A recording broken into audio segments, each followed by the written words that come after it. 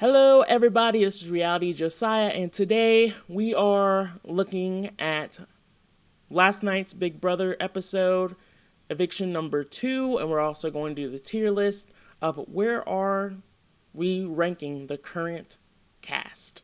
Last night's episode would have been better if it actually happened on Thursday. Understand why it didn't.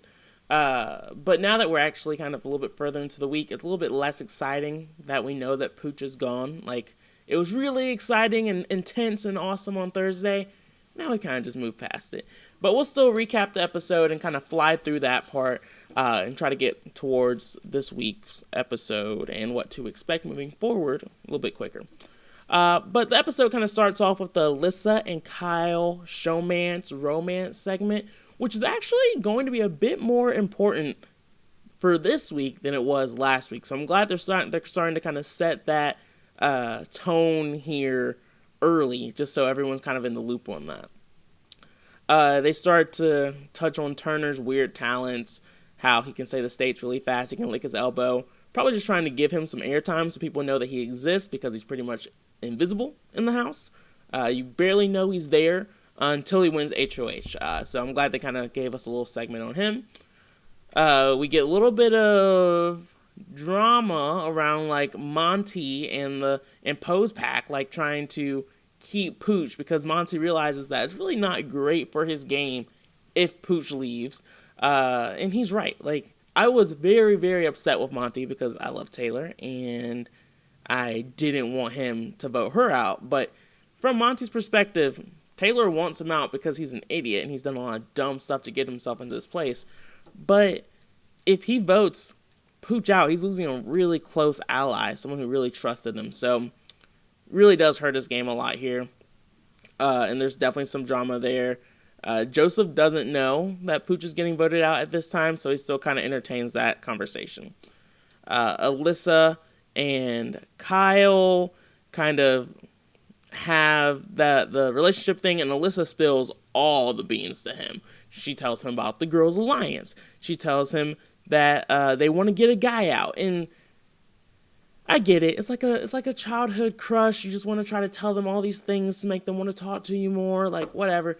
But Alyssa's being an idiot here, for being honest. Like, Alyssa is just like not thinking about the game at this point, and we do see her backtrack on this later on this week, but at this point she's already spilled all the beans. Like, Kyle already knows that you're in these other alliances outside of Pose Pack, and that's very hard to trust. Taylor trusts anyone who's willing to talk to her for the most part, and she tells Amira that she wants to backdoor Monty, and of course Amira goes right to Monty and tells him this. And so that just makes Monty trust her even less. Nicole is very anti-guy, and Kyle starts to realize this. So there's just a lot of back and forth drama within the Pose Pack where they're starting to separate themselves and realize that they're on opposite sides of the house. That's part of the problem when you try to force an alliance with just people that you don't know that well, is that when you start this alliance so early in the game, there is no way of knowing if you're just general likes and dislikes and people you like to be around versus who they like to be around could just very much so clash, especially when people in the same alliance want to get out different people. The strongest alliances are usually aligned in their thought process, and they're like, okay, we want to get these people out, and you know that very early on. This one, they're not able to do that. Eventually Pooch gets voted out, 12-0 vote. Everyone's kind of surprised that Turner voted for Pooch. We learned on the live feeds that Turner found out pretty late from like Michael, Brittany, and some other people, and so he was blindsided of the Pooch eviction for the most part, but he decided that he still wanted to vote with the house. I don't understand this mindset. I don't think Turner understands this mindset, but he did what he felt like he needed to do.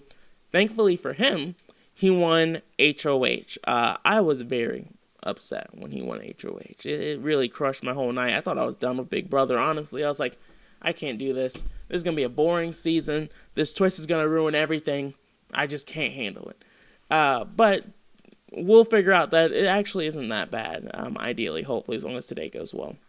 But Turner is paired with Jasmine with this new twist. Apparently no one wants to be on Jasmine's team, which makes sense because the way Julie kind of described the twist made it kind of sound like it might be for all season. But it sounds like later on people realize that they don't really buy that. They don't think the season's going to be a season-long duo twist. So I think people just wanted to make sure they at least had a chance to win HOH, even if they don't win HOH, just because they might have someone who's injured like Jasmine. Brittany is paired with Michael. Brittany thinks that Michael is a target, and she's confused, like genuinely confused, to why Michael would have chosen Brittany to be her partner. She's like, if you're next to me, you're the bigger target. You will go home. Why did you do this? And at first I didn't get it, but then it did start to make sense. Like, she thinks she's a little bit tighter in with the girls. She thinks that people are going to be like, oh, Brittany's so weak. Why would we vote her out? But people just don't like her, and they're a little creeped out by her. So that's why people will vote you out over Michael. There's always a chance that people will kind of take the bigger target and hit someone like Michael. But if the vote happened today, people would vote Brittany out. So I understand her thought process there, but it's wrong. Amira does not like that she's paired with Terrence. Terrence is not the most physically gifted man in the house, and he's definitely not the best socially even. So she's just like, oh, I have an awful partner who's going to bring nothing to the table. And she's not wrong. She's not wrong. Then we have Nicole and Taylor. Nicole sees Taylor as a shield. Nicole is liking the situation. She thinks that she's going to potentially get a power if Taylor goes home this week. So she's very, very happy with the way things are looking for her at the moment. We also have Alyssa and Indy. Neither of them were really thinking game when they chose each other. They just thought that they got along pretty well. So, I mean, they're both pretty content with the way things are. And so, yeah, I mean, I think the pairs kind of worked out where it really helps Postpack. Postpack is feeling very, very confident going into the week, where they feel like they are going to dominate. And honestly, with the way the twist works, if the alliance continues to work, they will. Have-nots, Indy and Alyssa are have-nots this week. Indy is really not taking it well. Like, she even has a little clash with Terrence. Indy's just that person who likes things to be her way, and if it's not her way, she's going to have an attitude about it. That's just who she is. It's funny, they always acted like Taylor was going to be that person to kind of lose her mind if she was put on the block or if anything didn't go her way, but it's pretty much everyone besides Taylor who acts that way. Nicole's plan for the week is to have Michael and Brittany go up for Michael and Brittany or anyone else to win veto, and then to put up herself, Nicole and Taylor. She tells that to a few people in the house, and in reality, in the live feeds, you see that Jasmine actually tells this plan to Turner, and Turner's like, okay, it makes a ton of sense as long as everyone's on board. And we end the episode with Turner putting up Michael and Brittany. And so, with that being said, we kind of end the episode, in my mind, on a very negative note. We have Taylor and or Michael, my two favorite contestants, potentially going home this week. I will say that with the live feeds, we know that this week does take a turn for potentially the best. So I'm not feeling that negatively about the episode anymore, just because I know what's to come. So definitely stay tuned. Don't give up on our people yet. But for now, that's just kind of where everyone stands. All right, so when it comes to the tier list, we will start off with Alyssa. So Alyssa is someone who is just in a very interesting position in the house. She's in a pretty strong alliance with both the girls and Postpack. Everyone likes her. No one's really against her at this point in time.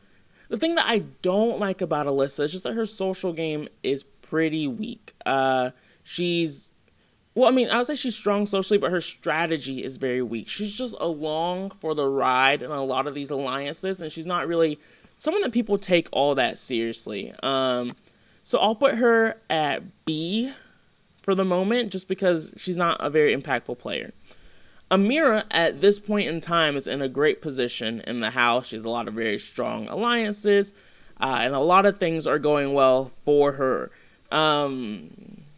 We'll see how long that lasts, but if I was to make this last Thursday, I would say she's at an A.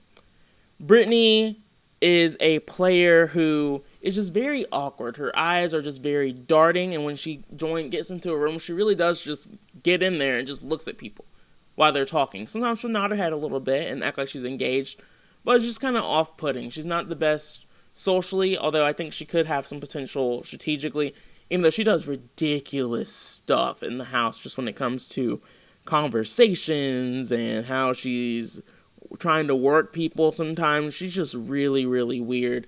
So I might not even say she's that strong strategically either, because she has a lot of dumb stuff to get herself into trouble. But I will put her at a C, just because her game is not that strong right now. Daniel is another player that people see as a power player. And he's not in post pack, but he has Nicole, who is. He's really cool with the guys and the girls. I would say he's in a really strong spot, even considering what's kind of gone down this week. I think he'll probably remain in a good spot unless someone like Taylor wins HOH. So I think for a while now, he will be in a pretty strong position in the house. Indy's Indy, and Indy will continue to be Indy, and will stay in the D spot. Jasmine, I freaking can't stand Jasmine. Her accent in the show annoys the heck out of me, because it's not how she actually talks, and it's just ridiculous.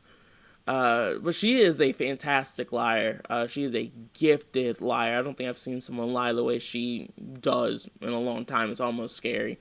And she can lie to anyone, and people for the most part like her. I think her injury helps a lot. Like, no one's worried about her.